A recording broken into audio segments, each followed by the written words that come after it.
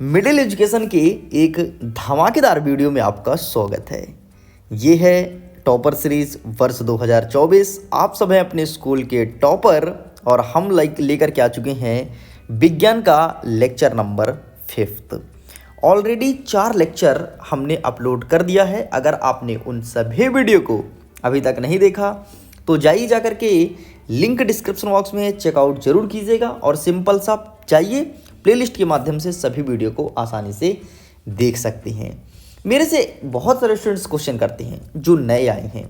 उनका कहना ये है कि मिडिल एजुकेशन आपने जो टॉपर सीरीज स्टार्ट किया है वहाँ से कितने परसेंटेज एग्जाम में आएंगे। मैं एक शब्द में बोलूँ, अगर आप टॉपर सीरीज के सभी वीडियो को बहुत अच्छे से और फुल टाइम वॉच करते हो तो 95% मिडिल एजुकेशन के यूट्यूब चैनल से देखने को मिलेगा। मैं गारंटी के साथ कहता हूँ, डंके की चोट पे कहता हूँ, और तुम मिला लेना पेपर अपने स्तर पर। ओके स्टूडेंट्स, पूरा का पूरा टॉपर सीरीज कवर करूंगा परीक्षा अध्ययन वर्ष 2024 से। अगर आपके पास परीक्षा बोध या क्वेश्चन बैंक या फिर कोई भी बुक अवेलेबल है आप वहां से देख सकते हैं, क्योंकि हमें क्वेश्चन से मतलब है, हमें बुक से मतलब नहीं है, ना तो हम बुक का प्रचार करने यहाँ पर आए हैं। आगे बढ़ते हैं। नेक्स्ट हमारा यहाँ पर लिखा है हमारा ब्लूप्रिंट। हमारा लेक्चर नंबर पहला अपलोड हुआ था जो कि अध्याय नंबर 1 के ऊपर बेस्ड था। रासायनिक अभिक्रिया एवं समीकरण 7 नंबर का हमने कवर कर लिया। लेक्चर नंबर 2 अपलोड हुआ था अम्ल एवं क्षार, यहाँ से 6 नंबर का हमने कवर किया। थर्ड धातु और अधातु से 5 नंबर का, और कार्बन एवं उसके यौगिक से 6 नंबर का कवर कर लिया था। मतलब 6 का 6, 6 दूनी 12, 6 त्रिक 18, 6 चौको 24। ऑलरेडी हमने 24 नंबर तक कवर कर लिया। इस वीडियो में कवर करेंगे जय प्रक्रम, मतलब 8 नंबर। यहाँ से 1 नंबर, 2 नंबर, 3 नंबर और 4 नंबर सभी क्वेश्चन आंसर को कवर करेंगे। तो चलिए स्टूडेंट्स समझते हैं जय प्रक्रम में किस प्रकार से प्रश्न पूछा गया है एंड किस प्रकार से उसका आंसर लिखना है। आंसर को आपको समझाऊंगा, रटने पर जब बल नहीं दूंगा। तो ये रहा आपके सामने अध्याय नंबर 5। आपके अध्याय का नाम है जैव प्रक्रम। ऑलरेडी इसका टेस्ट अपलोड है। अगर आपने अभी तक टेस्ट सीरीज से नहीं जुड़ा है तो जाइए जाकर के टेलीग्राम पर जुड़िए, वहाँ पर टेस्ट का लिंक दिया जाता है और टेस्ट को अटेम्प्ट कीजिए। देखिए स्टूडेंट, यहाँ पर आपके 1 नंबर के 2 प्रश्न पूछेंगे आपके वार्षिक परीक्षा में, और वो 2 प्रश्न कौन कौन से रहेंगे कुछ यहाँ पर टिक करा देता हूँ, कुछ टेस्ट के माध्यम से बता दूंगा। हमारा पहला प्रश्न जो कि हमेशा पूछता है कि भोजन नली के किस भाग में भोजन का पाचन पूर्ण हो जाता है। ठीक, तो किस नली पर पूर्ण होता है ये चीज़ हो गया। और दूसरा प्रश्न बनता है कि मनुष्य में भोजन का पाचन कहाँ से स्टार्ट होता है। इसका आंसर कमेंट सेक्शन में लिख करके बताओ। मैं देखना चाहता हूँ आप लोग की कितनी तारीख हो चुकी है। प्रश्न अगेन सुनिएगा कि मनुष्य में भोजन का पाचन कहाँ से प्रारंभ होता है, कहाँ से प्रारंभ होता है। सही आंसर वाले को मैं दूंगा लव लाइक। ओके, आगे देखते हैं। नेक्स्ट हमारा क्वेश्चन जो कि आएगा 1 नंबर के हिसाब से कि मनुष्य में वक्र एक तंत्र का भाग है, वह कौन सा है। ये आपके एग्जाम में देखने को मिलेगा। नेक्स्ट आपको देखना है 6वां नंबर। ठीक है, चलिए बाकी स्किप करते हैं। नेक्स्ट आपको 10वां नंबर अच्छे से प्रिपेयर करना है, बाकी कोई भी आपके एग्जाम में नहीं आएगा। आगे बढ़ते हैं। श्वसन की प्रक्रिया होती है, इसे अच्छे से प्रिपेयर करना है। ठीक, तो आप इसे भी देख लीजिए। चलिए स्टूडेंट आगे बढ़ते हैं। अब आपके एग्जाम में 1 नंबर का पूछा जाएगा खालिस्तान। खालिस्तान में सबसे पहले पहला नंबर देखो, दूसरा नंबर देखो। ठीक है, आगे देखते हैं 6वां नंबर देखते हैं, और देखते हैं हम 8वां नंबर। Got it. चलिए बाकी यहाँ से कोई भी प्रश्न नहीं आएगा, ना तो यहाँ से कोई प्रश्न आएगा। चलिए बाकी 1 नंबर के सारे क्वेश्चंस आपको टेस्ट के माध्यम से प्रोवाइड कराए जा रहे हैं, जुड़िएगा जरूर। अब हम कवर करते हैं 2 नंबर के क्वेश्चंस। अति लघु उत्तरीय कौन कौन से बनेंगे। यहाँ से तो कोई नहीं बन रहा है तो आप इसे स्किप कर सकते हैं। जिस क्वेश्चंस को मैं टिक करूँ केवल उसी को अच्छे से प्रिपेयर करना। ठीक, चलो ये हमारा पहला नंबर, स्वपोषी एवं विषमपोषी में क्या अंतर होता है। तो देखो भैया, स्वपोषी मतलब होता है जो अपना भोजन स्वयं बनाते हैं। स्वपोषी पोषण में जीव बाहर से कार्बन डाइऑक्साइड एवं जल ग्रहण करके क्लोरोफिल एवं सूर्य के प्रकाश की उपस्थिति में प्रकाश संश्लेषण क्रिया करके अपना भोजन स्वयं बनाते हैं, इसे कहते हैं स्वपोषी। और विषमपोषी मतलब जो अपना भोजन स्वयं नहीं बनाते बल्कि दूसरों पर निर्भर रहते हैं, उसे कहते हैं विषमपोषी। अमरवेल का नाम सुने हो तुम। अमरवेल का जो पौधा है वो विषमपोषी होता है। और यदि आम हो गया, आपका पीपल हो गया, ये सब स्वपोषी है क्योंकि अपना भोजन स्वयं बनाते हैं और अपना ग्रोथ करते हैं। ठीक है, ये तुम्हारे एग्जाम में देखने को मिलेगा। नेक्स्ट कहता है प्रकाश संश्लेषण के लिए आवश्यक कच्चा सामग्री पौधे से कहाँ से प्राप्त होता है। तो सिंपल सा, मृदा से। एक एक चीज़ प्राप्त होती है जो उसको ग्रोथ के लिए चाहिए। ये 2020 में पूछा था, लेकिन अब नहीं आएगा, इस टाइप के क्वेश्चंस नहीं पूछेगा, पैटर्न चेंज हो चुका है। आगे बढ़ते हैं। हाँ, हमारे अमाशय में अम्ल की क्या भूमिका है भैया? तगड़ा प्रश्न है, आपके एग्जाम में देखने को मिलेगा, तो सुन लो अम्ल करता क्या है। भोजन पाचन के लिए HCl मतलब हाइड्रोक्लोरिक अम्ल सबसे ज़्यादा इम्पॉर्टेंट होता है। और अम्ल क्या करता है कि अगर भोजन के साथ आप कोई जीवाणु को खा लिए गलती से, ठीक है, सपोज करिए कोई कीड़ा चला गया आपके मुंह में गलती से, है ना, तुम चबा गए, तो उस कीड़े को नष्ट करता है अम्ल, है ना, उसको तोड़ देता है, उसको पूरा एकदम जला देता है। तो अम्ल इस प्रकार से हमारे पाचन में उपयोगी है। बाकी यहाँ पर आप रीड कर सकते हैं, मैंने आपको शॉर्ट फॉर्म में समझा दिया। चलिए, बाकी यहाँ से कोई भी प्रश्न नहीं आएगा। हाँ, एक और प्रश्न जो कि MP बोर्ड हर साल पूछता है कि मनुष्य में ऑक्सीजन तथा कार्बन डाइऑक्साइड का परिवहन कैसे होता है? तो ऑक्सीजन तथा कार्बन डाइऑक्साइड का परिवहन मनुष्य में रक्त की लाल रक्त कणिकाओं में उपस्थित लाल वर्णक हीमोग्लोबिन के द्वारा होता है। ठीक है, मतलब लाल रक्त कणिकाओं द्वारा होता है, श्वेत रक्त द्वारा नहीं। इस चीज़ को ध्यान रखना, किसका? ऑक्सीजन और कार्बन डाइऑक्साइड का। ठीक, बाकी कोई क्वेश्चन नहीं आएगा, आप इन्हें बेझिझक स्किप कर सकती हैं। आगे बढ़ते, नेक्स्ट क्या कहता है? नहीं, बिल्कुल नहीं आएगा ये वाला क्वेश्चन। ठीक, नेक्स्ट, पादप में जल और खनिज लवण का वहन कैसे होता है? तो देख लेना, आपके जाइलम उत्तक द्वारा होता है, इस चीज़ को ध्यान रखना। ठीक है, ध्यान रखना, पेपर नहीं आएगा, कोई मतलब नहीं।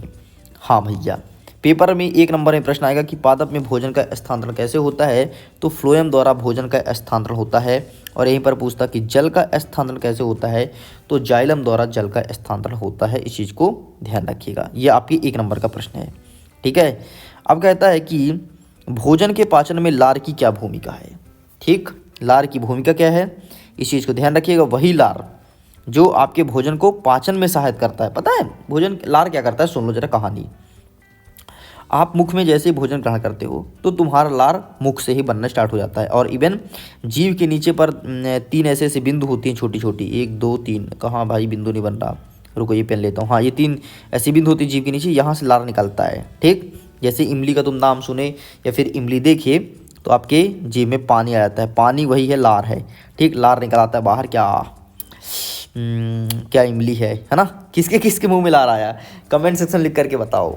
ठीक है, मतलब इमली का नाम सुनते ही यार आज देगा। और जितनी लड़कियां हैं उनको इमली बोल दो और फुल्की मतलब गोलगप्पे, उनके मुंह में लार आना फिक्स है। ठीक है जी।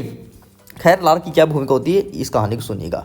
देखो क्या होता है, जैसे आप भोजन करना स्टार्ट करते हैं ना, तो लार तो बाहर रहता है, तो लार भोजन को चिकना बनाता है ताकि भोजन को गटकने में आसानी हो और भोजन आसानी से पाचन हो सके। इस प्रकार से लार की भूमिका होती है। ठीक, लार केवल और केवल भोजन को चिकना बनाता है, लसलसा बना देता है ना, मतलब भोजन के साथ मिल जाता है, लसलसा बनता है ताकि भोजन आसानी से पाचन हो। जिस व्यक्ति के मुख में लार बहुत कम बनता है, समझिए उसके भोजन का पाचन सही तरीके से नहीं होता, बेचारा ज़िंदगी काट रहा है ना। अलग से मशीन होता तो लगवा लेता, लेकिन अलग से कोई ऐसा कोई मशीन होता ही नहीं है कि वो लगवा सके।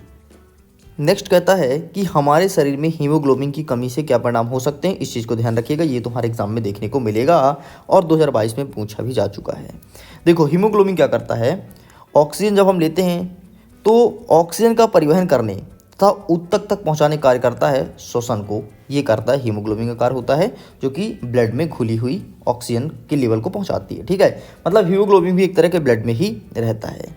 और इसका रीज़न ये है कि शरीर में ऊर्जा मिल सके और शरीर के सही भागों तक ऑक्सीजन की पहुंच हो सके, बस इतना आपको लिखना है। ठीक है, बाकी आपके एग्जाम में कोई क्वेश्चन नहीं आएगा, बेझिझक आप स्किप कर सकती हैं। चलिए, जाइलम और फ्लोएम ध्यान से पढ़ना है। जाइलम और फ्लोएम तो एग्जाम में आ ही रहा है। ठीक है, ऐसा भी हो सकता है कि जाइलम का क्या कार्य है, तो मैं अगेन बता देता हूँ। जड़ से लेकर के और आपके पेड़ के सभी भागों तक पानी का पहुंचाना जाइलम कार्य है, नाम से स्पष्ट है। जैसे जा मतलब जल और जा मतलब जाइलम। ठीक, इस प्रकार से याद रखना।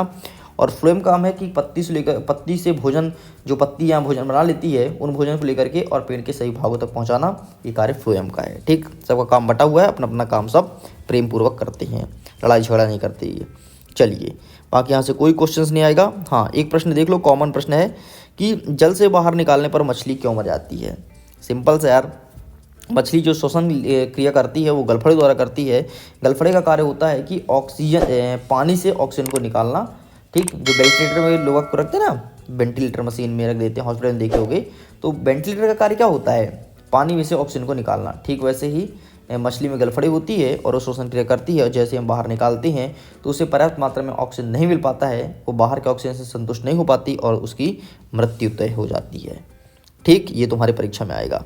हाँ, नेक्स्ट कहता है कि स्वपोषी पोषण किसे कहते हैं। फिर से वही बात, जो अपना भोजन स्वयं बनाए उसे कहते हैं स्वपोषी। ठीक है जी। चलिए एक चीज़ और ध्यान रखना, प्रकाश संश्लेषण का समीकरण जरूर ध्यान रखना, ये हर वर्ष पूछता है, एमपी बोर्ड का पसंदीदा प्रश्न है। 2021 उठा लो, 22 उठा लो, 23 उठा लो, और इसके बाद 24 में तो आएगा ही आएगा, इसके बाद 17 में उठा लो, 18 में उठा लो, और 20 में आया था। ठीक, इस प्रकार से प्रश्न आता है, तो ये याद रखना भैया। पहले CO2 कर देना, फिर H2O कर देना, इनका रिएक्शन कराना सूर्य के प्रकाश की उपस्थिति में, तो बनेगा ग्लूकोज और ऑक्सीजन आपका रिलीज हो जाएगा। इस प्रकार से ये भी कंप्लीट होता है। ठीक, विषमपोषी किसे कहते हैं, जो अपना भोजन स्वयं नहीं बनाते, दूसरों पर आश्रित रहते हैं। इसका सबसे अच्छा एग्जाम्पल है अमरबेल का पौधा। ठीक, हो सकता है बहुत सारे स्टूडेंट ना देखे हों, लेकिन अगर कोई गाँव से है तो अमरबेल का पौधा जरूर देखे होंगे। चलिए, ये भी कंप्लीट होता है। अब हम बता देते हैं कि आपके एग्जाम में 3 नंबर के हिसाब से कौन कौन से प्रश्न बनेंगे इस चैप्टर से। सबसे पहले आपको मानव के पाचन तंत्र का नामांकित चित्र बनाइए। इस पाचन तंत्र के चित्र अच्छे से समझ लेना, ये तुम्हारे एग्जाम में देखने को मिलेगा। ठीक है। नेक्स्ट कहता है कि मनुष्य में कार्बोहाइड्रेट, प्रोटीन एवं वसा पाचन कैसे होता है, वर्णन द्वारा समझाना है। इस चीज़ को ध्यान रखिएगा, पाचन क्रिया को अच्छे से ध्यान रखना। ठीक है। और जो मैं पहले प्रश्न पूछा था आपसे कि मनुष्य में भोजन का पाचन कहाँ से होता है, तो यहीं पर आपको उसका आंसर मिल जाएगा, ये आपके एग्जाम में देखने को मिलेगा। Got it. तो ये 2 क्वेश्चन हो गए। बाकी ये क्या कहता है, श्वसन तंत्र नहीं पूछेगा, संवहन ये भी नहीं पूछेगा। ठीक, आप इसे भी स्किप कर दो। नेक्स्ट क्या कहता है, हाँ, उत्सर्जन तंत्र का नामांकित चित्र, इसे प्रैक्टिस कर लेना, ये 2019 में पूछा जा चुका था और आपके 2024 में भी देखने को मिलेगा। ठीक है, तो ये आपके एग्जाम में आएगा। चलिए आगे बढ़ते हैं। मानव हृदय का स्वच्छ व नामांकित चित्र, वही हृदय जो धक धक करता है, ठीक है, वही जो धड़कनें बढ़ाता है, उसका चित्र देख लो, ये तुम्हारे एग्जाम में देखने को मिलेगा। नेक्स्ट कहता है धमनी और सिरा में अंतर, ये भी आपके एग्जाम में आ सकता है कोई भी सेट में। ठीक है, तो धमनी और सिरा में अंतर आपको पता होना चाहिए। बाकी यहाँ से कोई प्रश्न नहीं आएगा, टेंशन मत लो। ठीक है, बिल्कुल बेझिझक आप स्किप कर सकते हो, ना तो प्रकाश संश्लेषण ना तो कुछ। हाँ, ऑक्सी और अनाक्सी श्वसन में अंतर देख लेना यार। ठीक है, ऑक्सी श्वसन जो होता है वो वायु की उपस्थिति में होता है, और अनाक्सी जो होता है वो वायु के अनुपस्थिति में होता है। नाम से स्पष्ट है, अनाक्सी मतलब जहाँ पर ऑक्सीजन ना हो। ठीक है, और ऑक्सी में कोशिका द्रव्य और माइटोकॉन्ड्रिया में घटित एवं पूर्ण होती है, मतलब ये क्रिया कहाँ माइटोकॉन्ड्रिया में पूर्ण होती है, और ये माइटोकॉन्ड्रिया वगैरह में पूर्ण नहीं होती है। ठीक, इसमें ग्लूकोज का पूर्णतः पाचन हो जाता है, और इसमें पूर्ण तरीके से पाचन नहीं होता, बल्कि कुछ ग्लूकोज बच जाता है। इस क्रिया में आपका कार्बन डाइऑक्साइड और पानी उत्पन्न होता है, और इसमें केवल CO2 और अल्कोहल मतलब दारू, है ना, मतलब वैसे ही चीज़ उत्पन्न होती है। ठीक, ये आपके एग्जाम में आएगा, इसे भी आप देख लीजिएगा। चलिए, बाकी यहाँ से कोई प्रश्न नहीं आएगा, बेझिझक आप इन्हें स्किप कर सकते हैं बिना कोई टेंशन का। आगे बढ़ते नेक्स्ट, और कोई कुछ बन सकता है। यहाँ पर आपसे क्या पूछा था, ग्लूकोज के ऑक्सीजन के जीवन नहीं पूछता रे कभी, पता नहीं 2019 में कैसे दे दिया। ऐसे क्वेश्चंस तो और कभी नहीं पूछता। अच्छा, 2-3 प्रश्न ध्यान से देख लो। सबसे पहले पाचन तंत्र वगैरह तुमसे बनना चाहिए, जाइलम और फ्लोएम में अंतर पता होना चाहिए, रक्त और लसिका में अंतर पता होना चाहिए, ये सब तुम्हारे एग्जाम में देखने को मिलेगा। तो लीजिए स्टूडेंट्स, इस प्रकार से पूरा का पूरा मैंने कंप्लीट कर दिया इस चैप्टर को। उम्मीद करता हूँ जय प्रक्रम से संबंधित सारे क्वेश्चंस आप तक पहुँच गए होंगे। बहुत सारी चीज़ को मैंने समझा दिया, कुछ चीज़ को मैंने टिक करा दिया समय को देखते हुए, जिस प्रकार से हमारे पास समय था। ओके, अब जल्द ही मिलेंगे एक नेक्स्ट लेक्चर के साथ, जिसमें लेक्चर नंबर 6 में आगे क्वेश्चंस को कवर करेंगे, जो कि हमारे अध्याय का नाम है नियंत्रण एवं समन्वय। वीडियो पसंद आए तो वीडियो को लाइक कीजिएगा, अपने दोस्तों के साथ शेयर कीजिएगा, पहली बार है सब्सक्राइब जरूर कीजिएगा, और बगल में घंटी को प्रेस कर लेना, ताकि जैसे ही मैं लेटेस्ट वीडियो डालूँ तो उसका नोटिफिकेशन सबसे पहले आप तक पहुँचे। मैं करता हूँ वीडियो को एंड, एग्जाम के लिए ऑल द बेस्ट। खुश रहिए, पढ़ते रहिए, मुस्कुराते रहिए। Bye bye.